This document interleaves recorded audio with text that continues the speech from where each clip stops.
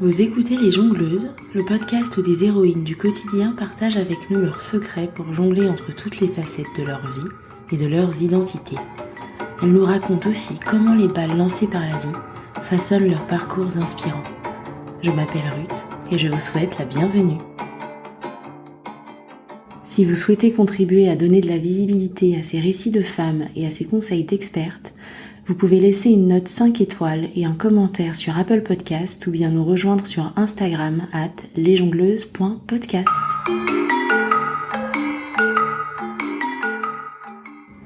Pour ce 15e épisode, je reçois une nouvelle jongleuse spécialiste, Lika Sarr. D'abord, il faut que je vous confie que cet épisode m'a fait un bien fou. Un peu comme une impression d'entrer dans une bulle de douceur à chaque fois que je m'y plongeais pour le travailler. Entre le velours de la voix de Lika, sa grande douceur et sa profonde humanité. Le genre de personne qu'on aimerait bien avoir à ses côtés quand on vit une étape de vie certes belle, mais aussi bouleversante et intense. La parentalité, quoi. Et c'est justement le métier de Lika. Un de ses métiers plutôt. Elle est accompagnante à la parentalité, mais aussi formatrice et consultante petite enfance. J'ai adoré son approche non dogmatique de l'accompagnement à la parentalité. Et plus encore, le fait qu'elle aborde son métier de manière inclusive et engagée, en s'adressant à toutes les familles, quelle que soit leur structure, ou bien en parlant de racisme par exemple. Dans cet épisode, nous parlons de son parcours très riche et de son métier qui l'aide à concilier au mieux sa vie de femme, de professionnelle et de mère de famille multiculturelle et recomposée. Lika nous donne aussi des pistes concrètes pour nous aider à jongler avec cette balle de la parentalité. J'ai moi-même appris énormément et je l'en remercie. J'espère que cet épisode vous inspirera autant que Lika m'inspire. Bonne écoute!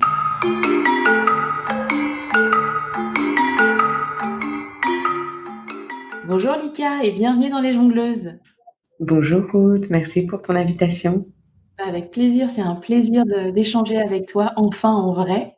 Est-ce que tu peux te présenter pour nos auditrices et nos auditeurs et nous dire qui tu es? Oui, alors je m'appelle Lika Sarr, j'ai 37 ans. Je suis originaire ethnique de la Normandie française, du Sine Saloum sénégalais et de la Gambie. J'ai aussi épousé une partie de l'Algérie. Oui. Et donc maintenant, je laisse une très belle place dans mon cœur. Voilà. Sinon, je suis originaire de naissance du Val-de-Marne, en région parisienne, où j'ai passé toute mon enfance, mon adolescence et puis ma première vie d'adulte, on va dire. D'accord.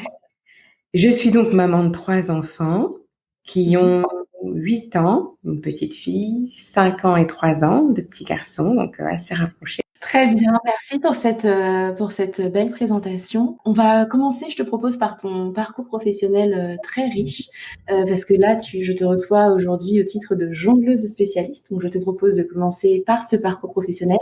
Donc tu as un site sur lequel je suis allée me perdre avec grand plaisir, et quand on lit ton parcours professionnel, on voit qu'il est très riche et qu'il y a une cohérence en béton armé. Est-ce que tu peux nous présenter un peu ce parcours ? Oui. Alors en béton armé, tu m'envoies flatter, mais c'est vrai que j'explore un peu là où le vent me mène et ma curiosité m'amène. Pour reprendre au début, donc moi j'ai fait une scolarité générale. Après un bac scientifique, j'ai fait des études d'infirmière. J'adorais le secteur de la gériatrie et celui de la petite enfance, finalement les deux extrémités de la vie. Et bon, finalement, j'ai opté pour la petite enfance, une expérience me l'a confirmé et j'ai continué dans la foulée. Donc, j'ai pas pratiqué en tant qu'infirmière, j'ai continué à me former et j'ai fait une spécialité de puéricultrice. D'accord. Donc, c'est une année de spécialisation où finalement, tu vas vraiment découvrir tous les secteurs de la petite enfance. Et puis, il y avait le secteur de la crèche qui me plaisait beaucoup et c'est finalement celui-là que j'ai choisi. Et qu'est-ce qui t'a attiré dans ce secteur-là, en fait? Parce qu'effectivement, on voit que c'est ça aussi qui a façonné la suite de ton parcours. C'est quoi d'où te vient cette appétence-là pour la petite enfance et la parentalité, finalement? Moi, j'avais une ambition assez humble, c'est de changer le monde. D'accord. En toute simplicité.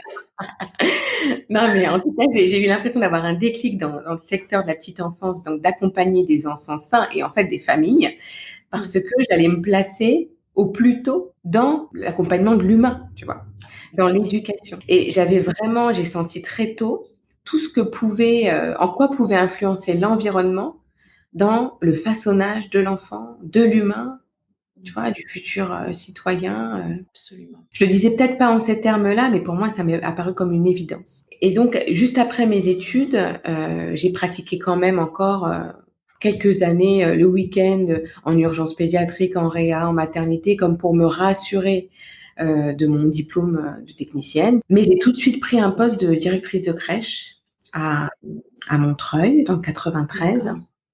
Et là, je me suis quand même pris une petite claque parce que je me suis retrouvée un peu embêtée avec mes outils très culturalistes qu'on m'avait invité à plaquer sur un ensemble d'enfants, un ensemble de familles.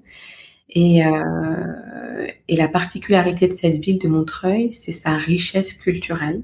Enfin, moi, j'en ai des frissons encore quand je te parle, mais toutes les rencontres que j'ai pu faire et voilà, et donc ce mélange finalement de cultures où ça m'a invité à me poser la question, mais attends, qu'est-ce que tu fais? Est-ce que ce que tu proposes là pour accompagner l'éducation de ces enfants, est-ce que c'est vraiment relié à la nature de l'enfant? Juste pour comprendre bien de quoi tu parles, est-ce que tu peux préciser pour nous de ce que tu entends par outil culturaliste pour accompagner des populations diverses? Donc, je sais pas si tu te rends compte, mais on va, en tant que parent, confier son enfant à des personnes étrangères, Absolument. à des personnes avec qui on n'a pas partagé de temps suffisamment long pour s'assurer qu'on partage la même culture. Et concrètement, c'est ce qui fait qu'on peut prendre confiance, on peut avoir confiance aux personnes, tu vois, qui vont faire partie de l'éducation de l'enfant, puisque en général, un enfant, tu le confies en crèche, concrètement, en semaine, il va passer beaucoup plus de temps avec les professionnels du lieu que toi, tu vois. Et autant dans notre société, dans notre culture occidentale maintenant, on peut dire partagée, eh ben, c'est devenu forcé. Je dirais pas que c'est devenu naturel, mais c'est devenu un peu forcé, tu vois. Autant dans l'inné, dans la nature et dans la majorité des cultures, c'est pas normal. Et pour parler d'exemples concrets, comme tu me demandes, donc tu vois, quand tu prends l'exemple de la période d'adaptation, d'ailleurs on appelle ça adaptation, on sait pas vraiment à quoi on adapte, on demande aux parents d'aller, de venir, de laisser un peu leur enfant, puis de repartir, de laisser un peu leur enfant, comme si on voulait les adapter à se séparer, tu vois, les habituer à se séparer. Alors que je crois que fondamentalement, ce qu'on souhaite au fond du cœur, c'est qu'ils s'adaptent à ce nouveau lieu. Ils se familiarisent à ces nouveaux gens, ces nouveaux lieux, ce nouvel espace. Et pour qu'ils se familiarisent avec un endroit, il faut qu'ils soient psychiquement disponibles. Et donc, on peut pas provoquer comme ça des séparations insensées. Absolument. Provoquer des moments de cassure où l'enfant va se questionner sur ce qui se passe et espérer de lui qu'il prenne confiance avec des nouveaux lieux, des nouvelles personnes, des nouvelles odeurs, des nouvelles habitudes. Et finalement, tu vois, donc je te donne cet exemple-là, mais puis je pourrais en avoir d'autres dans le déroulement d'une journée aussi pour l'enfant, à quel point on le force à vivre une collectivité alors qu'il est complètement égocentré. Ouais. Et que suivre l'autonomie de l'enfant, c'est pas seulement d'avoir un moment avec lui, c'est de lui assurer qu'il est une personne. Absolument. Et donc de faire en sorte que les choses lui viennent à lui quand il en a émis le besoin. Ouais, absolument. Et donc je rencontrais souvent des mamans, parce que je travaillais avec un centre social qui proposait des cours d'alphabétisation à ces mamans et qui devaient, je dis devaient exprès, mais nous confier leur enfant pendant leurs cours pour bénéficier de leurs cours. Ouais. Et là, je me suis dit, mais on va pas pouvoir les séparer avec des codes complètement, enfin que je remettais vraiment en question, tu vois. Donc j'ai tout repris et puis je me suis dit finalement c'est pas tant parce qu'ils ont une culture différente, c'est peut-être parce que on va pas chercher ce qui est réellement la nature de l'enfant, la nature du lien parent-enfant, la nature de la parentalité. Et donc ça a été le premier déclic pour continuer à me former encore un peu plus. Je vois complètement. En fait, tu es retournée à la nature, de ce qu'on est, de ce qu'est un enfant et ça, à la limite, c'est presque universel, en fait Exactement. et peut-être que c'est la façon dont nous, on appréhende l'enfance, la petite enfance, la parentalité, qui est complètement pas adaptée à notre vraie nature. Oui, ouais. C'est biaisé par ce que nous force à penser, la société, son rythme et ses codes. Et puis ce que tu dis, c'est universel. Ça a été donc pour moi un fil rouge pour la suite. Et après, j'ai été directrice de crèche dans des lieux, dans des crèches interentreprises, par exemple, avec peut-être moins de mélange culturel, tu vois, moins de mélange sociaux. Mais ça m'a vraiment, vraiment servi, même pour accompagner les parents à percuter sur des évidences. Et de cette façon-là, tu accompagnes mieux la parentalité et l'enfant quand tu vas aller te mettre d'accord sur des évidences. Absolument. Mais c'est rigolo ce que tu dis parce que j'écrivais un article de blog l'autre jour sur ce qui m'a bouleversée en étant maman. Et ça, je trouve que c'est un vrai choc de confier ton enfant, parce que c'est pareil quand tu as une assistante maternelle, tu ne la connais pas, tu parles au téléphone avec elle, et puis 2 semaines, un mois après, tu lui confies ton enfant, alors que dans ta vie, tu as vu cette personne 3 fois. Et je trouve que c'est un choc absolument brutal en fait. Et puis souvent, j'ai le sentiment aussi que tu le fais, en tout cas moi c'est comme ça que je l'ai vécu, je dois retourner travailler. Si je devais m'écouter, si j'étais millionnaire, je resterais avec cet enfant jusqu'à ce que j'ai pas l'impression d'avoir un petit être sans défense en fait. Et j'ai l'impression qu'on est beaucoup là-dedans, on est vraiment dans une société où on prend pas soin en fait comme on devrait de nos petits. Ou en tout cas, j'ai l'impression que les choses ne sont pas mises en place pour rassurer les mamans sur t'as envie de travailler, vas-y, mais vraiment on s'assure que tu sois dans les dispositions psychiques vraiment pour le faire, pas que tu te fasses violence. Tu vois ce que je veux dire? Que tu comprennes ton choix et que ce soit un choix paisible, quoi. Ouais. Et bien vécu. Exactement. Ouais. Exactement. Du coup, je vois très bien ce qui a motivé ton envie de continuer à te former. Est-ce que tu peux nous dire, du coup, les formations vers lesquelles t'es allée pour répondre à ce besoin-là? Déjà, donc, en tant que directrice de crèche, je suis restée 10 ans. Je me suis formée sur les pédagogies inclusives, dites alternatives. Celle qui parle le plus, c'est Montessori. Maintenant, le terme est un peu galvaudé et puis on n'arrive plus trop à trouver le sens, mais je me suis formée à ça. À l'époque, c'était assez précurseur. Je me suis formée à la psychologie du développement et puis à la parentalité.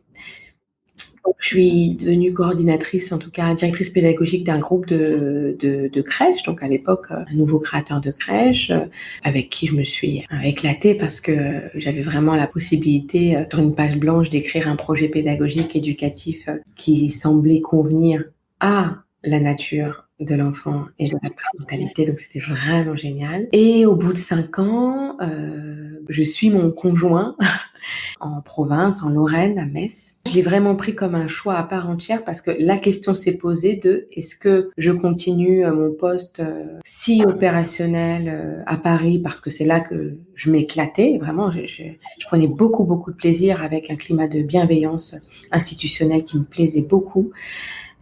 Donc, est-ce que je continue à faire ça et avec la distance de notre couple ou est-ce que je fais les choses pour pouvoir vivre une vie de famille épanouie telle que je l'imagine. Tous ensemble, dans la même ville, et pas d'aller-retour, etc. Quoi, c'est ça, et pas d'aller-retour, et continuer à construire la famille qu'on imaginait. Et donc, j'ai lâché mon poste tout opérationnel pour presque quitter une identité professionnelle qui prenait une place assez forte dans ma vie. Et reprendre tout à zéro finalement parce que je savais que c'était impossible pour moi en province de retrouver un poste de coordinatrice ou de directrice de service ou de directrice pédagogique de groupement de crèche. Et du coup, je me suis dit, allez, qu'est-ce que j'aime faire? Tu vois, je me suis fait un mini bilan de compétences toute seule. Je me suis dit, qu'est-ce que j'aime faire? J'aime tellement le contact humain. Enfin, je crois que ce qui me fait venir à ce métier aussi, c'est le contact humain. J'aime tellement la transmission, j'aime la formation. Et donc, je me suis dit, allez, chiche, je crée un organisme de formation. Et puis, c'est ce que j'ai fait. En parallèle, je me suis donc formée, j'en viens, aux neurosciences affectives et sociales. à la programmation neurolinguistique. Et puis, je suis devenue maman et là, je me suis dit, oups, j'accompagne des professionnels de la petite enfance. J'ai toujours accompagné la parentalité et moi, je me suis trouvée un peu en difficulté pour accompagner ma parentalité. Tu vois, un peu fou, quoi. Ah oui, d'accord. Ouais, ouais. Je me suis dit, ouais, ok, je vais pas pouvoir faire l'économie de travailler sur mon fonctionnement, mon intelligence émotionnelle. Ouais. Je rencontrais là des difficultés à rencontrer les émotions de mon enfant. Tu vois, on parle de la période d'opposition que moi j'appellerais plutôt la période d'affirmation. Et du coup, ça m'a demandé de trouver des outils pour moi. Et l'outil pour moi qui a le mieux fonctionné d'une façon douce, je dirais, c'est la mindfulness, la pleine conscience. D'accord. Et donc, j'ai orienté mon cursus de formation là-dedans. J'ai commencé par une première année de DU de psychothérapie par la pleine conscience. Et ensuite, j'ai enchaîné par un DU sur 2 ans pour l'accompagnement de la périnatalité et de la parentalité par la pleine conscience. D'accord.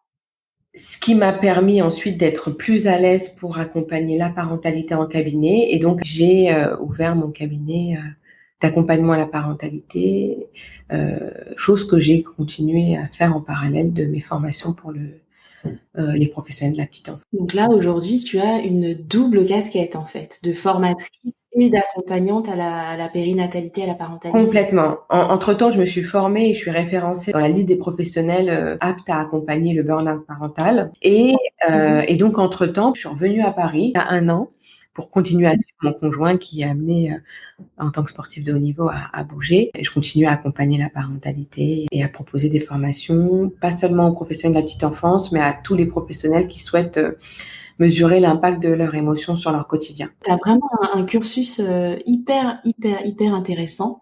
Moi, là, la partie qui m'intéresse beaucoup dans ce que tu fais, au titre de ta spécialité de jongleuse spécialiste, c'est le côté accompagnement à la parentalité.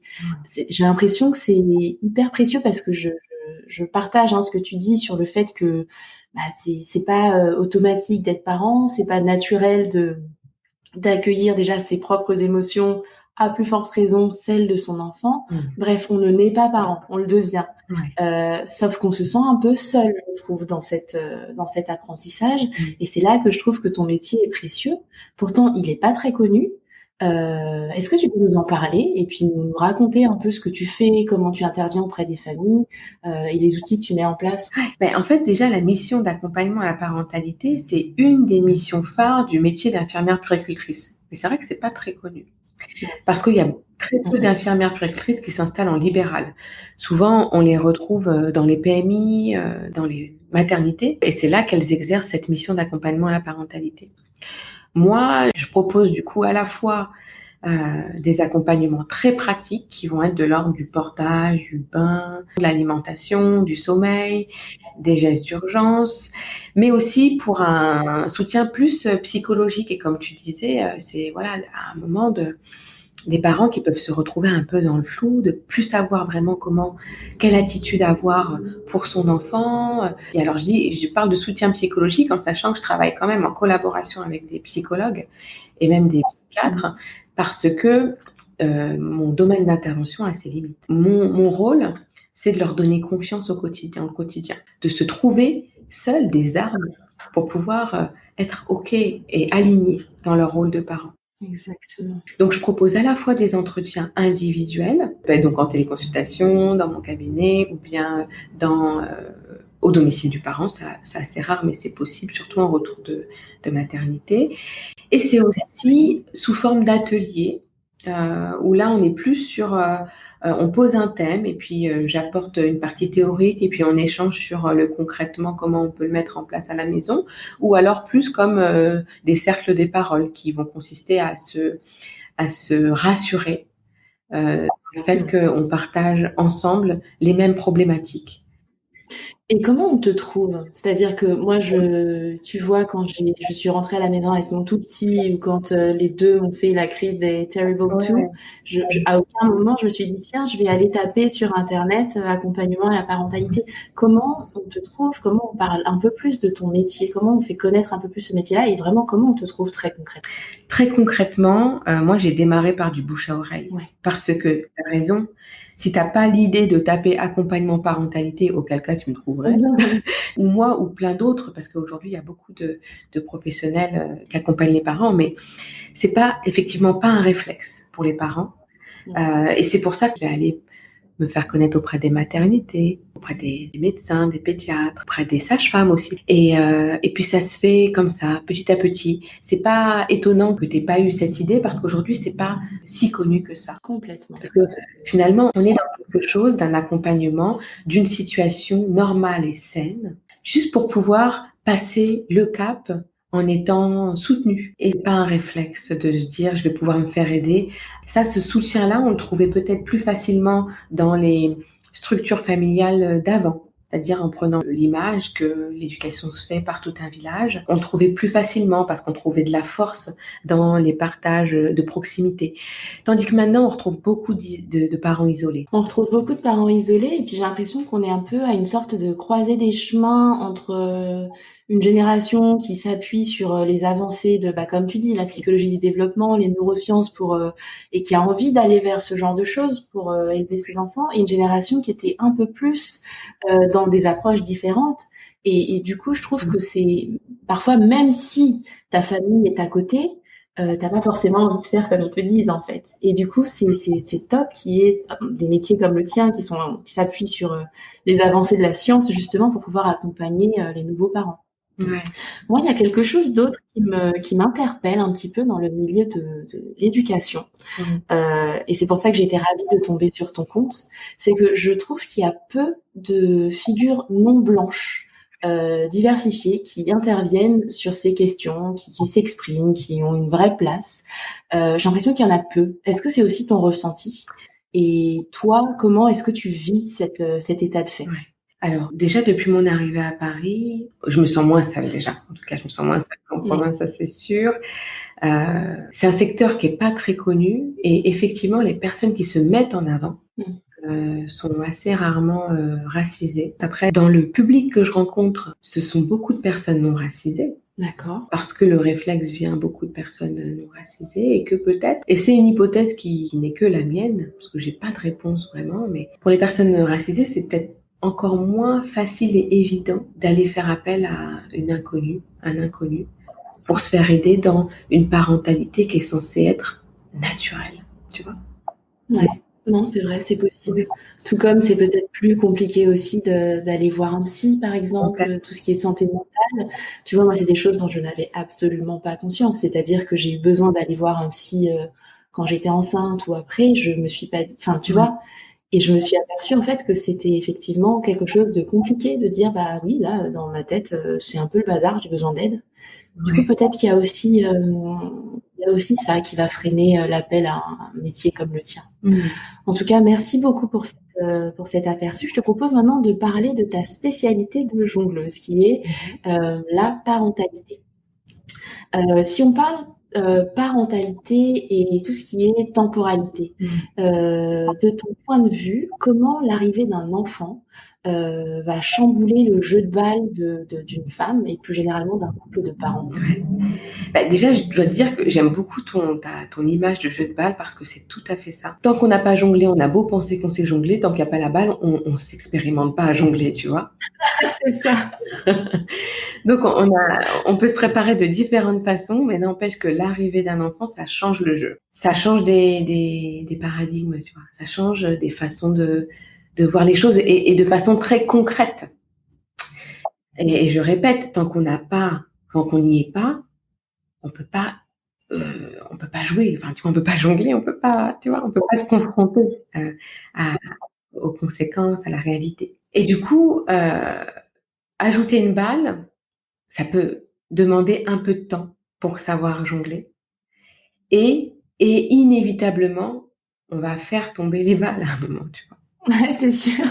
Mais tu vois, et je trouve que mais de prendre conscience que c'est normal parce que ça fait partie de l'apprentissage. Parce que finalement, c'est une balle qui va prendre beaucoup de place, mais avec agilité, on va améliorer sa façon de jouer. Moi, ce que j'aime beaucoup dans ce que tu dis, c'est le fait d'accepter que c'est normal, en fait. De se dire, enfin, je veux dire, devenir parent, c'est juste faire advenir un autre humain. Oui, Donc c'est génial que tu dises, c'est normal, ça prend de la place, c'est bouleversant, on ne peut pas vraiment l'anticiper. Donc voilà, juste attendre quelque part que le jeu se rééquilibre un peu mais naturellement, quoi. oui. Et du coup, j'entends dans ce que tu dis l'attitude de patience. Et Oui, j'utilise énormément le travail sur la patience parce que c'est aussi de se dire ce qui se passe maintenant, ça se passera différemment le mois prochain et l'année prochaine exactement. et dans 10 ans. Enfin, tu vois, toutes les étapes de la vie de parents et donc de l'enfant sont toutes nouvelles et différentes et c'est une exploration avec patience et confiance, quoi. Absolument. Mais c'est vrai que c'est pas évident de se dire ça quand moi je me souviens que pour la naissance de mon Mm. premier, il dormait mal la nuit Ouais, et du coup, j'étais entièrement focalisée là-dessus en me disant: «Mais il dort pas, mais je comprends pas, mais qu'est-ce qui se ouais. passe?» À chercher partout sur internet, à en parler à tout le monde. J'essayais un truc, ça marchait une nuit, 2 semaines après, c'était plus du tout d'actualité. Sauf que c'est vrai que quand on a la tête dans le guidon, on oublie en fait, on ne sait pas que c'est pas permanent, c'est complètement impermanent. Mm. Donc c'est super que tu parles de cet aspect justement temporel en fait, Complètement. ponctuel. Ouais, ouais, ouais, ouais. Et tu sais, il y a beaucoup de parents qui jugent leur aptitude au comportement de leur enfant. C'est-à-dire, mon enfant ne dort pas, je suis mauvais parent. Mon enfant va faire ça, je suis mauvais parent. Et c'est ce qui fait qu'on s'épuise parce que finalement, on ne maîtrise pas euh, nos qualités puisqu'on les attribue au comportement d'un autre. Ouais. Et puis ce qui est encore plus pervers là-dedans, c'est que du coup tu vas essayer de contrôler ton Ben oui, enfant. parce que c'est ce qui va faire qu'on va se renvoyer une qualité. Ben oui, ouais, C'est vrai que c'est épuisant, tu as tout à fait ouais. raison. On parle de temps qui Mhm. passe. Moi, j'ai envie de parler de temps contraint. Mhm. Comment tu accompagnes, qu'est-ce que tu conseilles à des parents qui passent finalement peu de temps avec leurs enfants? Tout à l'heure, tu disais sur une semaine, l'enfant va passer plus de temps en garde qu'avec nous. Ouais. Moi, je sais que c'est quelque chose que je vivais extrêmement mal quand je travaillais encore en dehors de la maison. Qu'est-ce que toi, tu conseilles justement pour quelqu'un qui doit travailler, qui aimerait passer plus de temps avec ses enfants, mais qui juste ne peut pas? Eh ben, j'ai beaucoup de parents qui viennent me voir pour cette raison. Et là, je réinterroge toujours le choix. Parce que dans le vocable, dans le langage qui est utilisé, il y a non, mais j'ai pas le choix, j'aimerais, mais je peux pas. Je dois. Tu vois, des injonctions qu'on subit. Et tout le temps où on va subir des injonctions qui sont réelles ou autour de croyances, tu vois, on va mal le vivre, c'est sûr. Donc moi, j'essaye de détricoter, Ouais. de dire, vous dites que vous devez travailler. Qu'est-ce qui se passerait si vous ne travaillez plus? Tu vois? Non, mais Mmh. j'ai pas le choix. Si, si, on va aller voir. Qu'est-ce qui se passerait si vous ne travaillez plus? Qu'est-ce qui se passerait si vous restiez toute la journée avec votre enfant? Et je vais pas aller plus loin là dans le questionnement, mais tu imagines bien qu'il y a plein de réponses différentes parce que tu as des Ouais. parents qui peuvent admettre là que, non, en fait, pour assurer l'éducation de leur enfant, il leur faut de l'argent.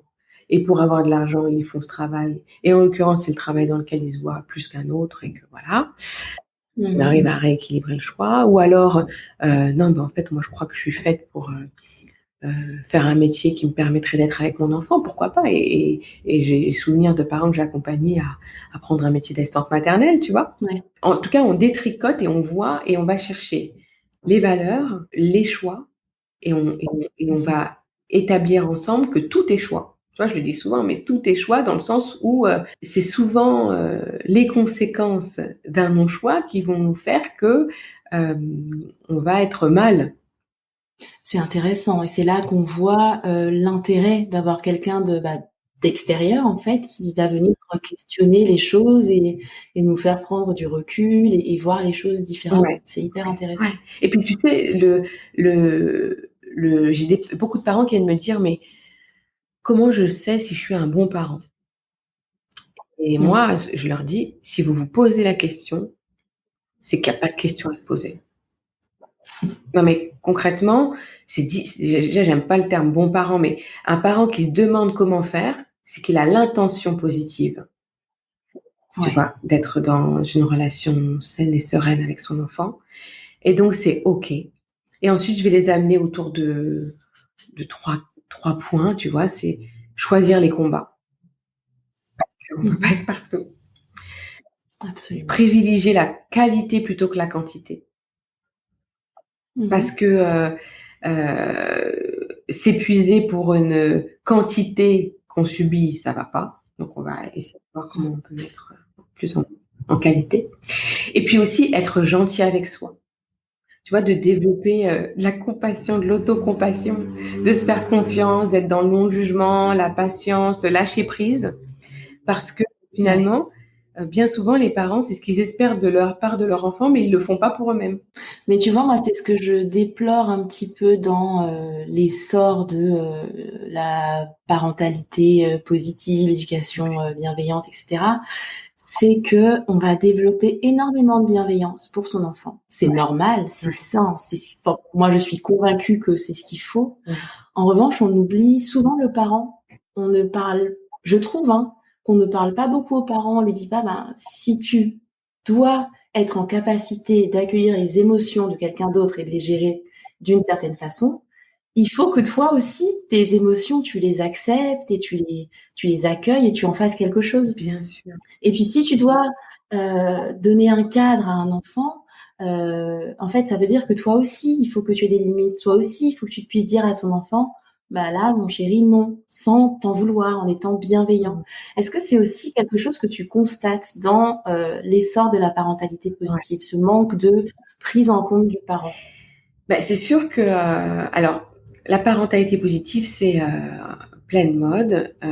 Moi, je suis une élève de la première heure de la parentalité positive et depuis, j'en suis un peu revenue parce que, étant donné que c'est quelque chose qui est souvent proposé par le biais de différents médias comme un peu plaqué, je reçois, moi, après, beaucoup de parents qui le subissent comme injonction, comme obligation, où ils n'ont pas pu débattre ou parler de là où ils en sont eux. Et bien sûr que c'est d'une violence quand j'ai des parents qui me disent « Mais moi, j'ai lu dans ce livre-là que quand l'enfant fait ça, faut pas que je crie. J'ai entendu dans ce podcast que il fallait vraiment être zen et parler et argumenter, mais concrètement, quand mon enfant il tape sa crise, j'ai juste envie de péter un plomb, quoi. Donc je suis pas un bon parent et donc machin et donc tu vois. Et puis du coup une spirale qui fait que le parent il est tellement déçu de lui-même que là il va pas retrouver son intention positive et là il peut se trouver en violence avec lui-même et avec son enfant.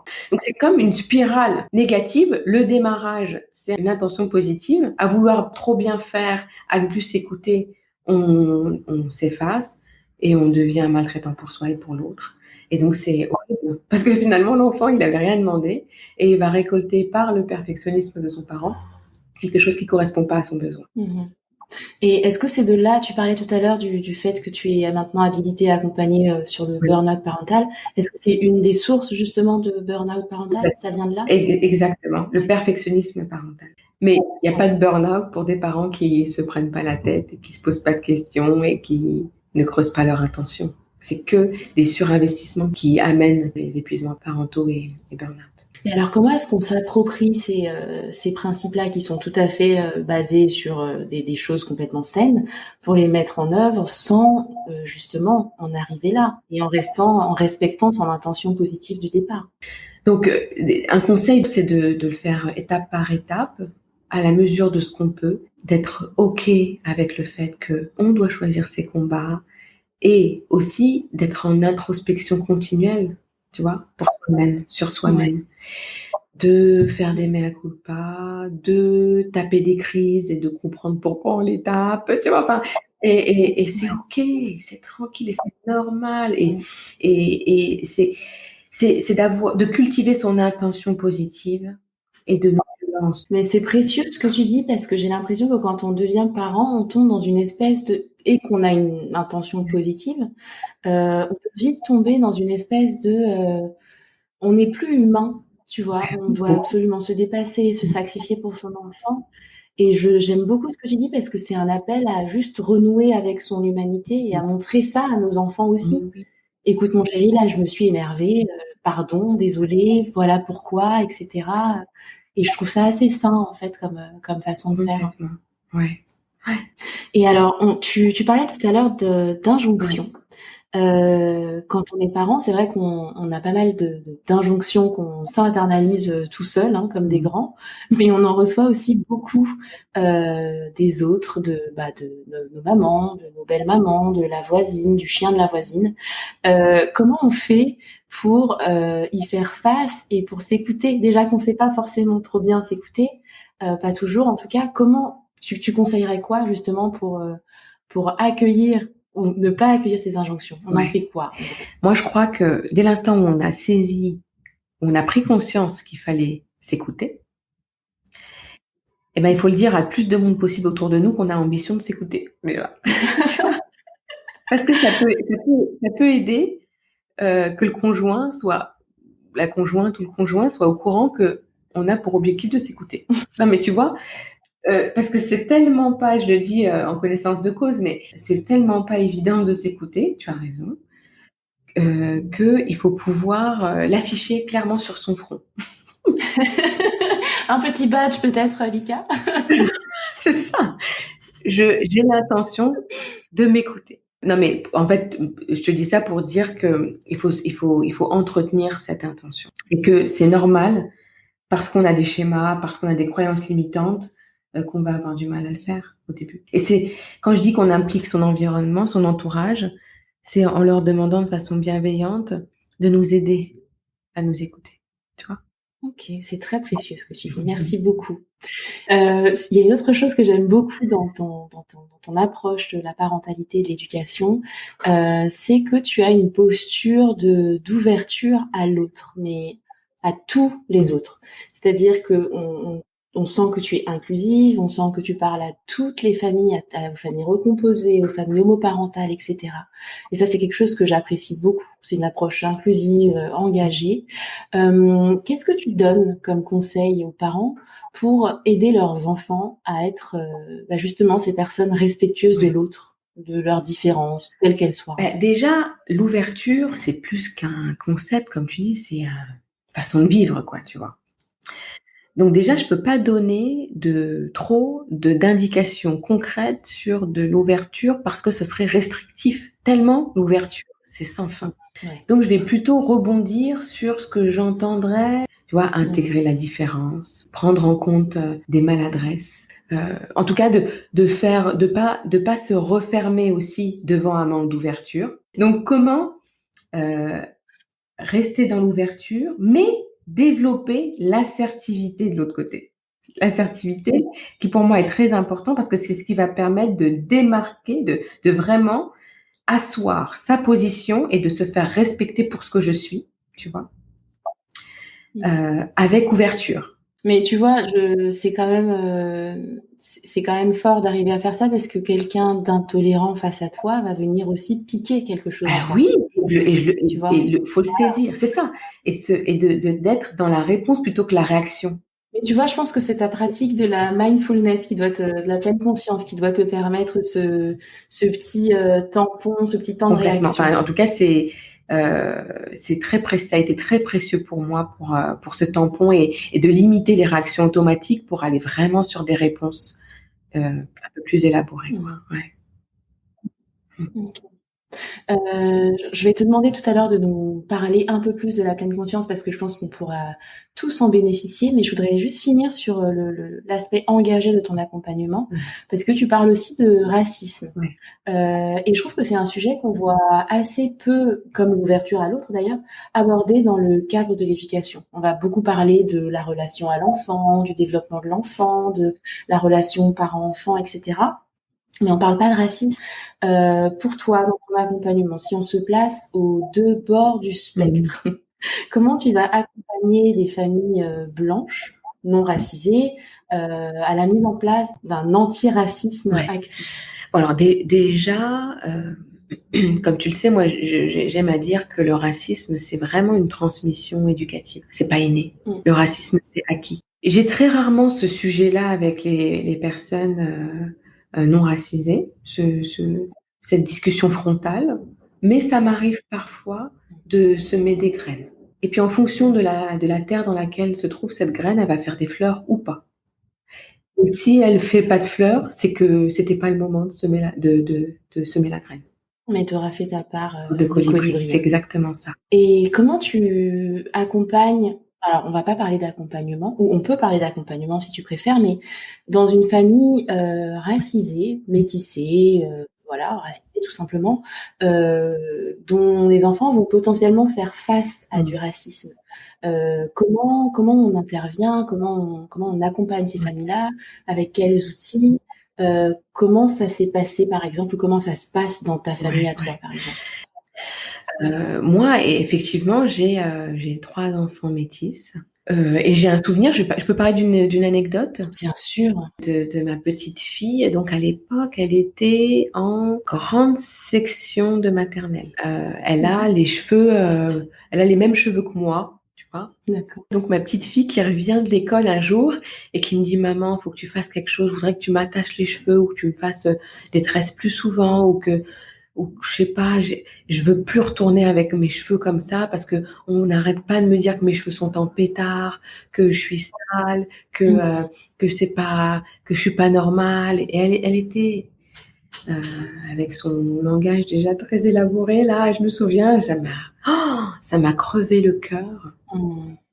Et je me suis dit, qu'est-ce que je voudrais qu'elle retienne de ça? Ouais. Du coup, on a beaucoup parlé, on a parlé aussi des accords Toltec. On travaillait sur le fait que ce que dit l'autre, ça témoigne certainement d'une souffrance qu'il ressent pour lui-même, ou d'une incompréhension, ou d'une méconnaissance. Mais bon, on dira souffrance. Tu sais, quand ils te parlent de ça, c'est parce que ils ne connaissent pas. Et donc, c'est leur moyen de se défendre, tu vois, de s'opposer à cette différence parce que c'est ce qui les rassure. Et je lui ai dit, par contre, il va falloir qu'on trouve une solution pour que plus jamais ça n'arrive. Donc j'ai eu une idée. Je lui ai dit, on va faire un truc. Je vais t'écrire sur un mot ce qu'on pense de ça. Donc on a écrit ensemble, mes cheveux sont crépus de nature. Ma maman prend soin de mes cheveux tous les jours. Quand tu me dis que j'ai les cheveux en pétard ou que j'en prends pas soin, je me sens blessée et attaquée. Je ne me permettrai pas de le faire pour toi, pour quoi que ce soit. Donc je te demanderai de me respecter. Donc j'ai écrit ça sur un papier, je l'ai fait en 8 exemplaires, imprimés, tout ça. Je les ai pliés en petits morceaux, je les ai mis dans ces 2 poches de manteau et je lui ai dit: «Maintenant, s'il y a quelqu'un qui vient vers toi et que tu sens dans ses yeux, dans son regard, dans son attitude qu'il va se moquer de toi, tu prends le papier, tu le serres fort dans ta main. Si il commence à parler mal de tes cheveux, tu sors le papier et tu le regardes avec le regard qui veut dire que tu as le papier dans la main. Et s'il le dit, tu lui donnes le mot. Et soit il va se le faire lire, soit il le lit». Et puis moi, j'avais une suspicion que c'était des adultes qui lui disaient ça aussi, tu vois. Et ben, du coup, moi, mon mari s'est dit, écoute, on va se faire passer pour la famille dingo de l'école. Ils vont nous prendre pour des agresseurs, tu vois, vraiment. Alors que moi, j'avais fait preuve d'assertivité. Ça pouvait être violent pour les autres, mais c'était sans violence, tu vois. Et je l'ai fait un peu, je l'ai fait un peu dans le conflit dans mon couple, tu vois, mais je l'ai fait. Et je te garantis que on pourrait dire que c'est par magie, mais moi, je sais exactement pourquoi c'était. Tous les jours, tous les soirs, quand elle rentrait, je comptais le nombre de petits papiers. Et au bout de plusieurs semaines, elle avait toujours les 8 papiers. Et on avait fait le point plusieurs fois. Elle m'a dit, oh là là, on n'arrête pas de me dire que mes cheveux, ils sont trop beaux. On n'arrête pas de me dire que je suis trop belle. Entre-temps, j'avais parlé à un adulte que je trouvais ça quand même inacceptable. Donc je pense qu'au niveau des adultes, ça a changé quelque chose. Et comme par magie, au niveau des enfants, au bout de quelques semaines, mois, Eden, elle s'est sentie très à l'aise avec sa touffe de cheveux. Enfin voilà, c'est une petite anecdote. Mais ça a été ma façon à moi d'aller, en tout cas pour Eden, de se confronter à la réalité et d'en ressortir une belle expérience quand même. Écoute, moi je trouve que c'est une anecdote qui veut tout dire parce que tu lui as donné des outils pour la vie, tu lui as donné confiance en elle et peut-être qu'aussi ces petits papiers que tu lui as donnés, ça lui a donné une certaine force, une certaine façon de se tenir aussi. Exactement. Qui faisait que personne n'aurait pensé à s'en prendre à elle. Et je trouve ça magnifique, quoi. Merci pour cette anecdote, en tout cas. C'est un bel exemple à suivre. Autre chose que j'aime beaucoup dans le métier que tu fais et puis dans les échanges qu'on a eus là, c'est que j'ai l'impression que il t'apporte beaucoup d'outils pour justement jongler avec ton rôle de maman. ça t'apporte des outils sur tout simplement ta relation avec tes enfants, sur les rendre plus forts face à des problématiques comme le racisme. Qu'est-ce que ça a changé? On va parler un peu de maternité, si tu veux bien. Ça a changé quoi pour toi, le fait de devenir maman, justement? Comment toi, tu as négocié ce virage-là? Ça a tout changé, mais vraiment tout, parce que ma grossesse et la naissance de ma fille, donc ma grande, m'a fait prendre conscience que j'étais en train de me trahir en tant que femme. Dans quel sens? Dans le sens où j'étais en fait dans une relation qui ne convenait pas à mes valeurs humaines, qui ne convenait pas à mes valeurs de femme, qui ne convenait pas à mes valeurs d'ouverture, tu vois. Qui ne convenait pas à ma conception de couple. Et du coup, ça a été très traumatisant pour moi, cette prise de conscience, puisque finalement, j'ai quitté le papa pendant les premiers mois de vie d'Éden. D'accord. Parce que je découvrais des choses sur un homme que finalement je ne connaissais pas, et je découvrais aussi que les motivations que j'avais eues à me mettre en couple avec lui n'étaient pas les bonnes. Donc elle a agi un peu comme révélateur de ton alignement avec tes valeurs, en fait. Complètement. Et finalement, ce bébé-là, il est arrivé, c'était génial, parce qu'en plus, quand on voit ce que devient Eden, c'est certainement pas une erreur, tu vois, c'est tout comme ça. Mais n'empêche que c'est ce qui m'a permis de me remettre dans le chemin et d'être alignée avec qui je suis moi et ce que je veux pour moi et pour ma fille, tu vois. Donc ça a été très violent, très très violent. La première année de vie d'Eden, ça a été un jeu de jonglage très très compliqué, parce qu'en plus je laissais tomber la balle de vie de famille équilibrée que je voulais absolument garder dans mon jeu. Donc ça a été très très compliqué. La vie m'a offert après énormément de beauté. Enfin, de toute façon, la vie offre toujours de beauté, et même cette expérience-là, c'est pour moi une des plus belles expériences de ma vie. Beaucoup de personnes me disent « Ah, mais tu regrettes pas que ce soit passé comme ça, etc. » Et moi, je me dis, sur le moment, j'avais énormément de ruminations, de regrets, comme je disais tout à l'heure, mais quand j'y pense, si j'ai vécu ça, pour en arriver là, tout de suite, là, maintenant, je le refais 10 fois. Non, mais il y a toujours... il y a toujours un revers aux médailles, en fait. Ouais. Même si sur le moment, c'est pas toujours quelque chose qu'on voit. Complètement, ouais. Et en fait, Eden a été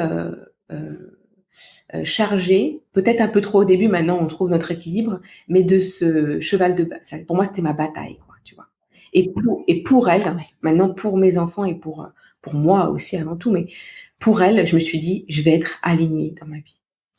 Je vais m'affirmer. Je vais aller là où je dois aller, sans être influencée, en me recentrant toujours sur ma motivation intrinsèque.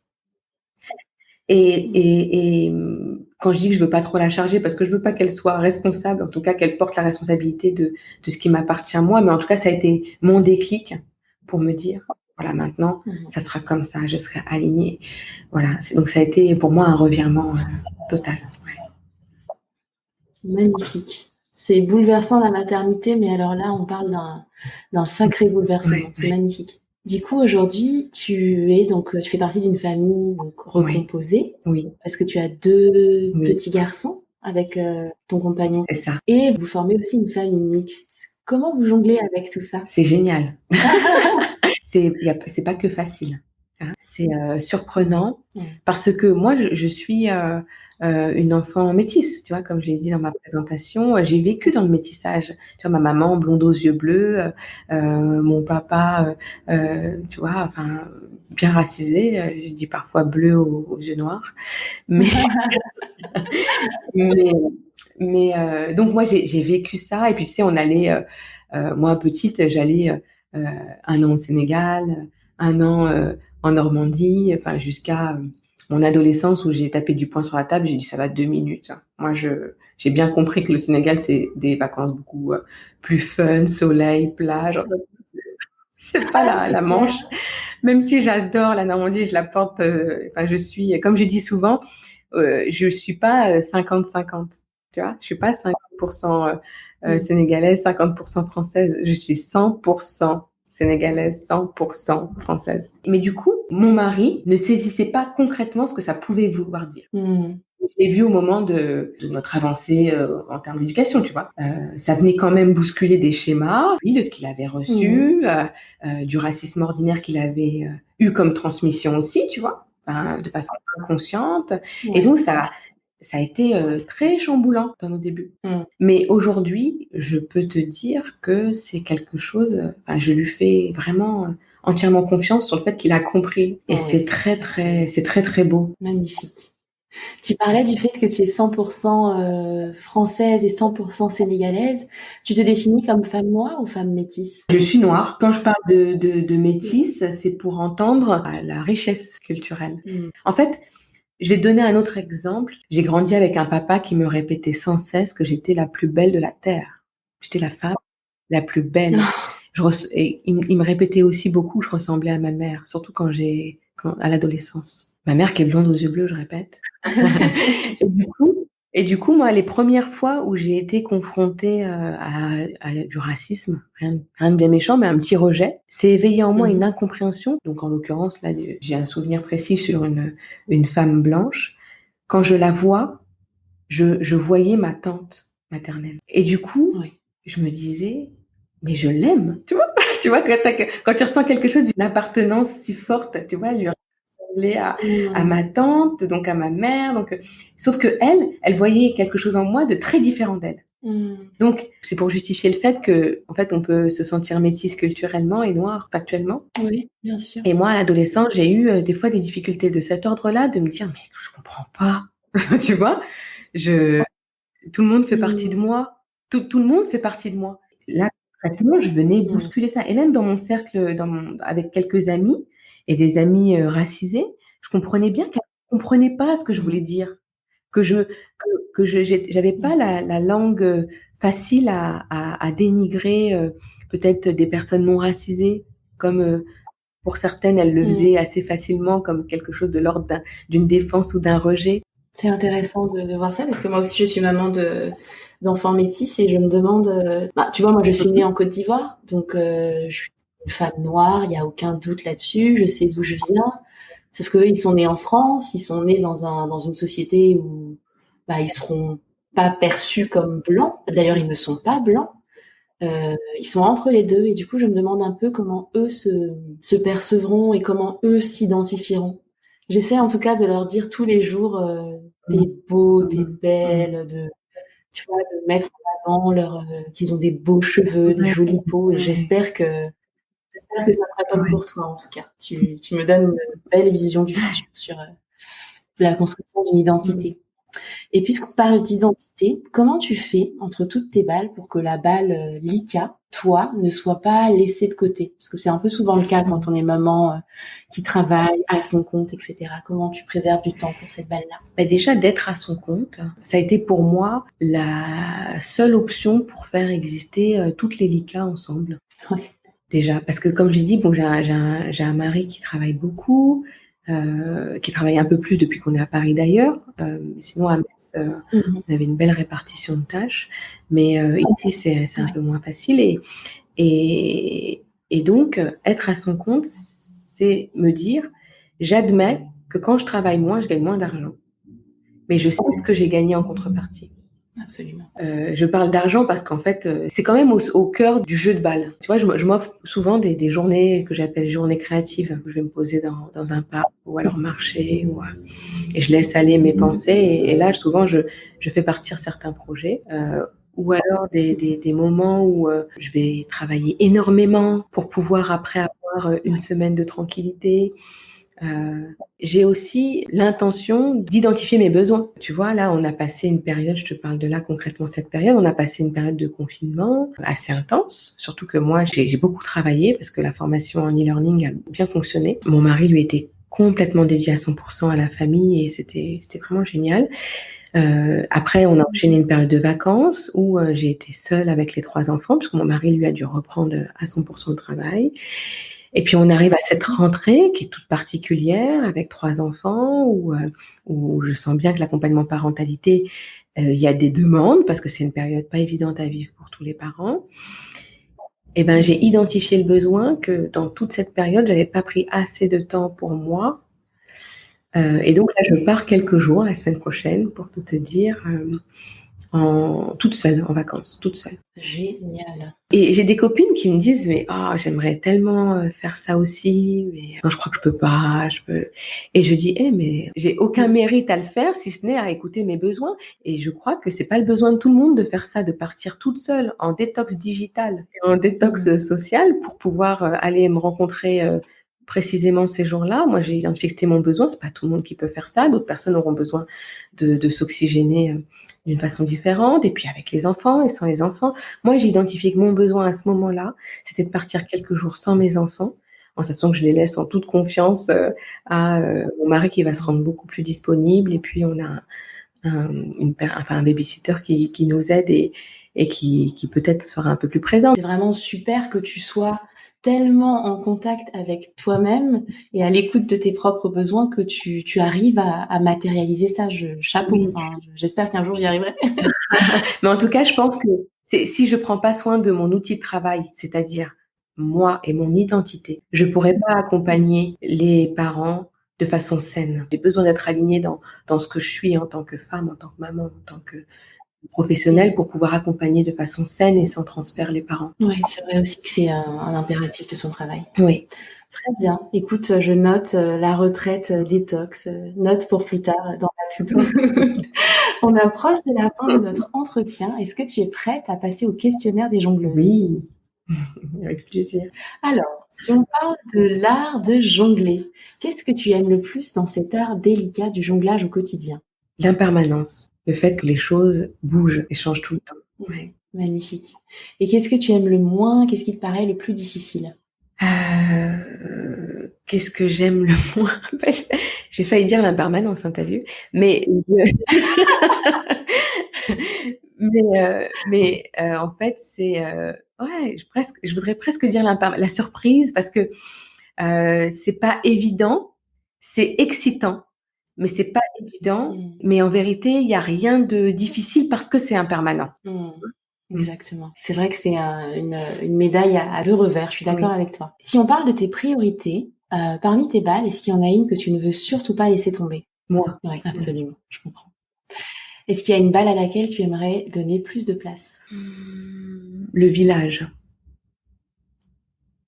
Tu vois, dans l'éducation, on parle d'éducation, laisser plus de place au village pour éduquer mes enfants. C'est quelque chose que tu n'arrives pas tellement à faire ou que tu n'as pas l'occasion de faire? C'est pas évident parce que ça dépend pas que de moi, mais j'aimerais tellement laisser à ma famille, à nos familles, à nos amis prendre plus de place dans l'éducation de nos enfants. Ouais. Bon, on peut profiter aussi de ce podcast pour passer des annonces. Hein. N'hésitez pas à vous rapprocher de l'ICA pour voilà, hein, message passé. Si on joue un peu avec le temps, une de tes balles de jongleuse te permet de voir le futur pour toi ou pour d'autres. Qu'est-ce que tu y vois? Eh ben, j'y vois pas grand-chose parce que ma philosophie, c'est de me dire que je sais pas où je vais me trouver demain. Je suis consciente que par synchronicité, ce que je fais maintenant opère pour demain. Mais ce que j'y vois dans ce que je voudrais y voir, en tout cas ce que j'ai l'impression de construire ici et maintenant pour demain, c'est de la paix. Magnifique, magnifique ta balle du futur.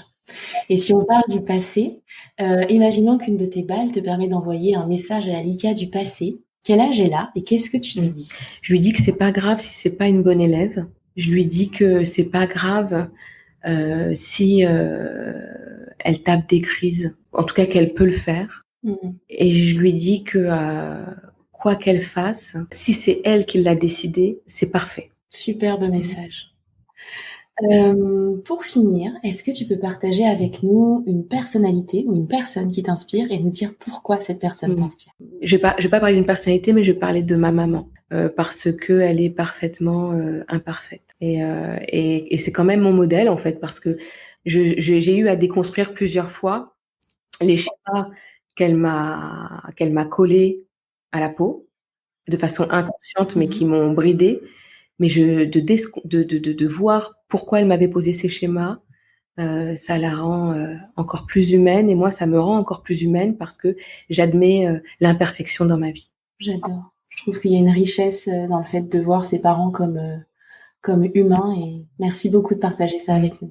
Merci infiniment Lika, j'ai passé un merveilleux moment en ta compagnie. Merci beaucoup. Merci à toi Ruth, c'était vraiment agréable d'échanger avec toi et je sens qu'on aurait pu encore parler quelques heures, mais c'est clair. Merci beaucoup merci Lika. à toi, merci beaucoup, à bientôt. Si l'approche de Lika et son métier vous intéresse, vous pouvez retrouver ses contacts dans les notes de l'épisode sur www.lesjongleuses.com. Vous pouvez nous rejoindre sur Instagram @lesjongleuses.podcast pour continuer à échanger sur ce sujet et suivre l'actualité du podcast. Et je vous donne rendez-vous dans 3 semaines pour un nouvel épisode. À très vite.